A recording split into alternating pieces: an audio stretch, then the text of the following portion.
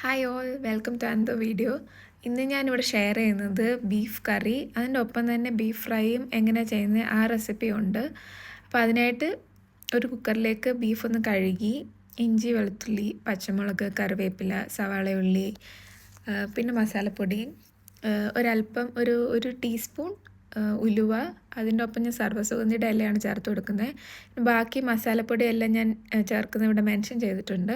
ഇതൊരു 2-3 വിസിൽ ബീഫിൻ്റെ വേവനുസരിച്ചൊന്ന് വേവിച്ചെടുക്കണം. അതിനുശേഷം വേറൊരു പാത്രത്തിലേക്ക് വറ്റൽമുളകും തേങ്ങാക്കൊത്തും ഒന്ന് വറുത്ത് എടുക്കാം. അതിലേക്ക് പിന്നെ ഈ സെയിം തന്നെ ഇഞ്ചി, വെളുത്തുള്ളി ബാക്കി വെച്ചിരിക്കുന്നതെല്ലാം അവിടെ ചേർത്ത് മസാലപ്പൊടി ഇട്ട് ഒന്ന് വഴറ്റിയെടുത്തിട്ട് ലാസ്റ്റ് ഒരു 1-2 തക്കാളി കൂടി ഇട്ട് വഴറ്റിയെടുക്കാം. അധികം ഒന്ന് ഫ്രൈ ആക്കി എടുക്കണ്ട, കാരണം വീണ്ടും വിസിലടിച്ചെടുക്കുന്നുണ്ട് കുക്കറിലോട്ട് മറ്റേ ബീഫ് നമ്മൾ ആദ്യം ചെയ്തതിലേക്ക് ഇട്ടിട്ട്.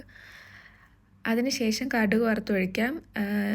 ആദ്യം തന്നെ വേണമെങ്കിൽ നമുക്ക് തേങ്ങാക്കൊത്ത് വറുക്കുന്ന ടൈമിൽ കടുക് പൊട്ടിക്കാം.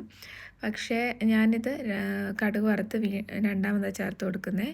ഇനി അതിൽ നിന്നൊരു പോർഷൻ എടുത്തിട്ട് നമ്മൾ ബീഫ് ഫ്രൈ ഉണ്ടാക്കുകയാണ്. അപ്പോൾ നമുക്ക് സെപ്പറേറ്റ് മസാലയൊന്നും ചെയ്യണ്ട.